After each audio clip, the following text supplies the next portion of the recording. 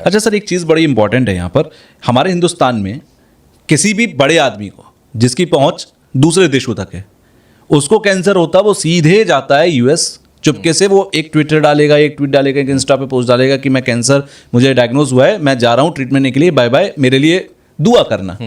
दूसरे देश से वो ठीक होके आ जाता है। हमारे देश के अंदर किसी को कैंसर हो जाता है, वो अपने रिश्तेदारों को बताता है कैंसर हो गया है, बस वो ही मान लेता है 3 से 6 महीने के अंदर मेरा हो जाएगा जो होना है। अब मुझे ये बताइए कि हमारे देश में वो सुविधाएं क्यों नहीं हैं, या वो इलाज क्यों नहीं है जो दूसरे देशों में? नहीं, चलो आपने बड़ा अच्छा सवाल पूछा। दूसरे देश में जो इलाज है हमारे देश में वैसा है, पर अभी क्वांटिटी उसकी उतनी नहीं है जितनी होनी चाहिए। अच्छा, ये बहुत एक मेजर फर्क है। आपने देखा होगा हॉस्पिटल जाके कितनी भीड़ होती है कैंसर हॉस्पिटल में। हमने दिल्ली स्टेट कैंसर इंस्टीट्यूट जो बनाया था, यही सोच के बनाया था कि make it one of the biggest and technically most advance cancer hospital of the country at par with the best in the world. शुरुआत उसे की रही थी and we achieve to quite to some extent. अब ठीक है, हर एक but बहुत बड़ी स्ट्रेंथ है अब दिल्ली स्टेट कैंसर इंस्टीट्यूट की ही मैं केवल बात कर लूँ, एक 200 से तो बहुत ज़्यादा पेशेंट वहाँ पर है। हाँ, तो जब मेरे आने से पहले उन्होंने प्लान कर रखा था, 200 के हिसाब से किया था। जब अगर आप अच्छा काम, क्योंकि फैसिलिटीज़ हमारे यहाँ बोला कि करीब 15 लाख कैंसर केसेस होते हैं, ट्रीटमेंट फैसिलिटीज़ तो आधे की है, सिर्फ आधे की है। और वो जो आधे की है भी सही, वो भी कितने सारे वेल इक्विप्ड नहीं है। DIC वन ऑफ द, जैसे मैंने बोला, DIC is the first government cancer institution in the country which straight way started with the latest technology equipment, जो कभी नहीं होता। हमने कोई अवार्ड नहीं लगाया था, सिर्फ लिनक्स से शुरू किया था। We are the best of operation theatre for the first. बहुत सारी चीज़ हमने करी जो हिंदुस्तान में पहली बार उस टेक्निकल लेवल की आई थी। ओके, हमारी लिनक्स मशीन जो आई थी उस टेक्निकल लेवल की पहली थी। CT स्कैन 1 to 100 स्लाइस का उस वक्त हिंदुस्तान में पहला था। Mammography machine with large digital detector Hindustan में पहली थी। OT हमारे फुल्ली मॉडल जो OT बने, जर्मनी से पूरी टीम है, they was the first of that kind. Robotic surgery का जो लेटेस्ट मॉडल हमने लिया था, that was the first to be sold outside USA अब द लेटेस्ट मॉडल। तो हमने बड़ी सारी ऐसे करी, तो कोशिश यही थी कि उसी पेस को मेंटेन करके रखें। और जब आपने देखा लोड बढ़ रहा था, बिल्कुल, और लोड अब तक कहाँ से कहाँ पहुँच गया होता, वो तो ठीक है, आज की एक्स्ट्रापोलेट कर सकते हैं। तो कोशिश ये थी कि हिंदुस्तान में सबसे, क्योंकि फैसिलिटीज़ बहुत चाहिए और अच्छी चाहिए। मैं ये नहीं कह रहा कि प्राइवेट में भी बहुत अच्छी फैसिलिटीज़ हैं, पर how many can afford that.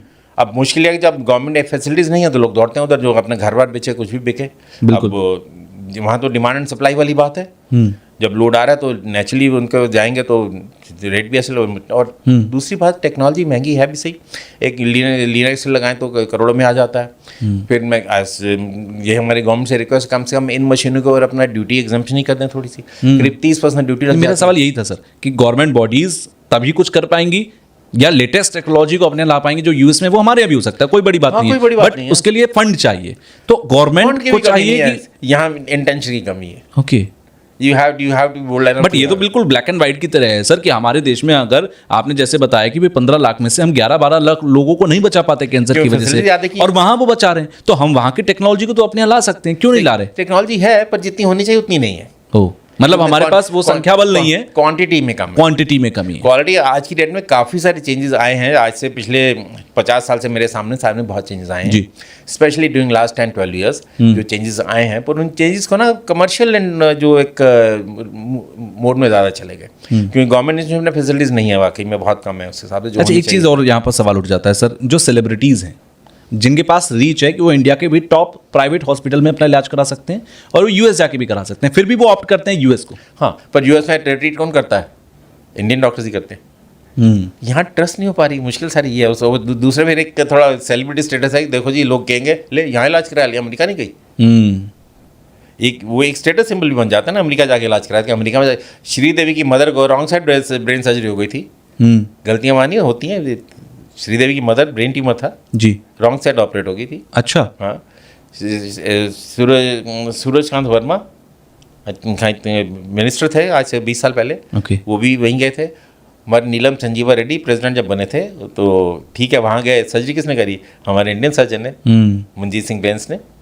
Lots of list की जो हमारे सेलिब्रिटीज जाते हैं। हाल फिलहाल में इरफान खान को हुआ, विनोद खन्ना को हुआ, अभी हिना खान को हाल फिलहाल में हुआ, वो भी यूएस जाकर अपना ट्रीटमेंट करा के, सोनाली बेंद्रे को हुआ। वो ट्रीटमेंट वो ट्रीटमेंट हम यहाँ करते हैं, बस ये कि स्टेटस सिंबल है, हमने अमेरिका जाके ट्रस्ट इशू था उन्हें, ट्रस्ट इशू था। इंडिया के हॉस्पिटल्स पर ट्रस्ट नहीं था। आई डोंट नो ऐसा क्यों तक।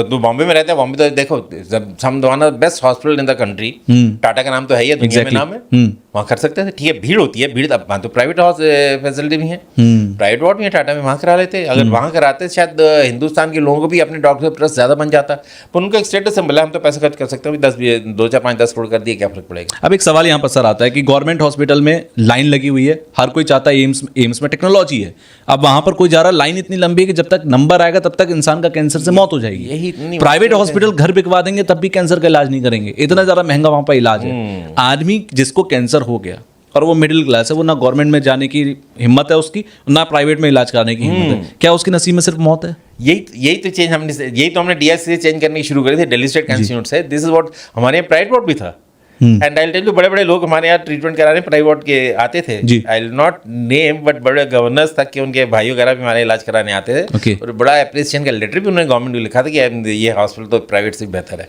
पीपल यूज टू से कि आई विल नॉट नेम, कि जो best of private hospital known है, आपको नाम समझ जाओगे, उससे बेटर हमारे प्राइवेट वार्ड थे at nominal price. General ward totally free, private ward एक वो हमने फैसिलिटी सोची थी कि देखो एक मिडिल क्लास आदमी एक डिग्निटी से इलाज चाहता है, होना चाहिए, डिग्निटी हर एक को चाहिए, गरीब हो या अमीर हो, कोई हर एक को डिग्निटी चाहिए। और हमने डीएस में वही कोशिश करी थी, गरीब आदमी को भी वैसा ही माहौल मिले जो प्राइवेट में हम दे रहे थे, वही सब फैसिलिटी, वही सब खाना वैसे।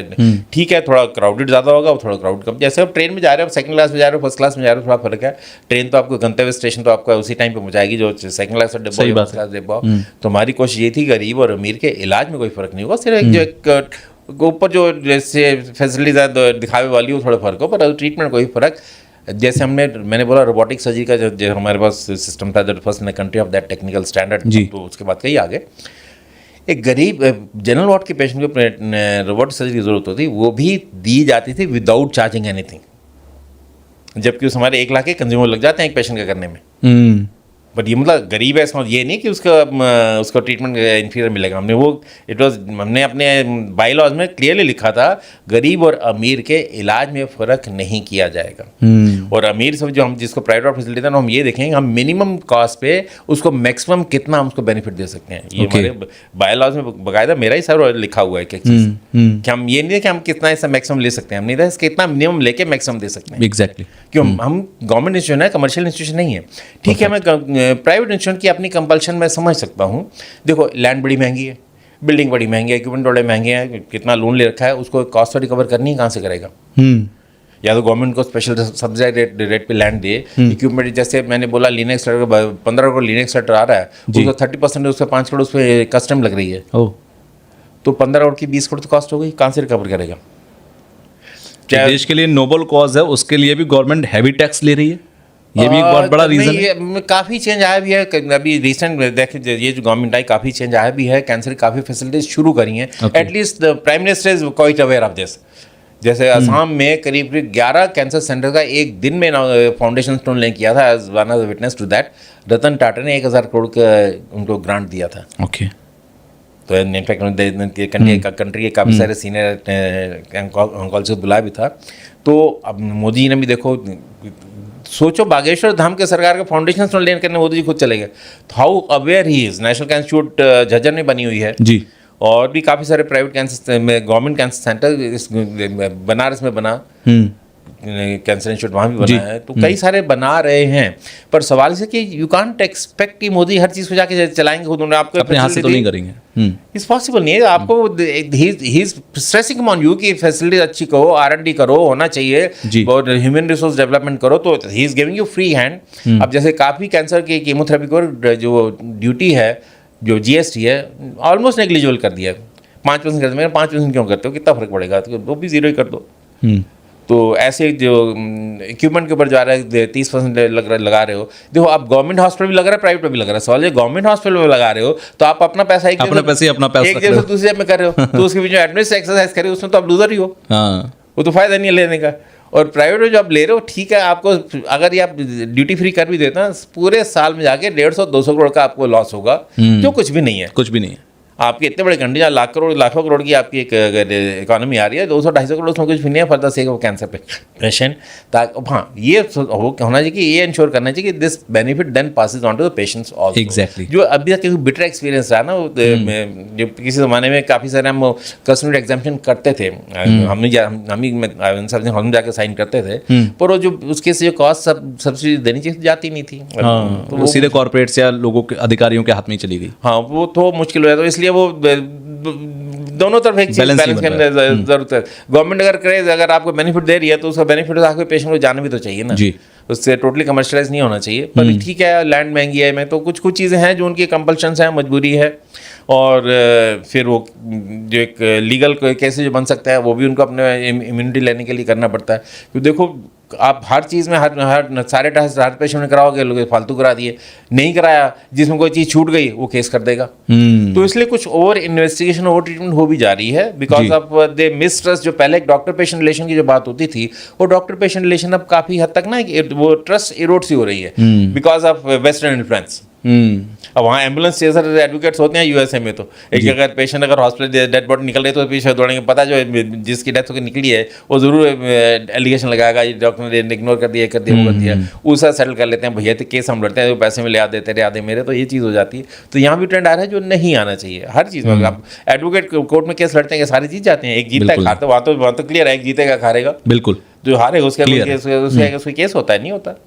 तो डॉक्टर भी अपने देखो, आप फ्रैक्शन ऑफ मूवमेंट में आप बड़े सारे ऐसे डिसीजन लेने पड़ते हैं इमीडिएटली। कोर्ट में तो सालों साल केस चलता है, आज फाइनल हियरिंग को भी तो भी अपना फैसला सुनाने के लिए कई बार 10 दिन बाद की 15 बाद की डेट दे देंगे, सोचते रहेंगे। हम तो instant on the spot decision लेना होता है, और उस पर लेना होता है जो मैक्सिमम प्रोबेबिलिटी के हिसाब से, इससे प्रोबेबिलिटी है। Human body is not mathematics, 2+2 is never 4। Exactly, 2+2 can be 4, 3 to 2.5 whatever। और हर पेशेंट की अपनी जेनेटिक कंपोजिशन फर्क, हर पेशेंट का रिस्पांस फर्क, हर पेशेंट टॉलरेंस फर्क है। तो आपको कब पता लगे? देने के बाद भी पता लगेगा कि बॉडी कैसे रिएक्ट कर रही है। यस, इसलिए आप जैसे कैंसर के पेशेंट में बात करते हैं तो बड़ा रिकॉर्ड फाइल इसलिए करके रखते हैं, कल को पेशेंट रेफरेंस लेके आएगा अभी उससे पहले हमने क्या दिया था, एग्जैक्टली, हाउ डिड टॉलरेट, क्या रिस्पांस था, आज की उस से मॉडिफाई करें। एक पेशेंट इन्फेक्शन भी लेके आता है, एंटीबायोटिक शुरू करते हो तो शुरू में तो एम्पेरिकली शुरू करते हो, आपको ये थोड़ा पता कौन सा इन्फेक्शन है, किसको सेंसिटिव है। आप अपने एक्सपीरियंस के हिसाब से कि मेरे एरिया में जो या मेरे हॉस्पिटल में जो कॉमन इन्फेक्शन है, या पेशेंट जहाँ से आया है इन्फेक्शन कैसा था, आज की डेट में सेंसिटिव प्रोफाइल क्या चल रही है,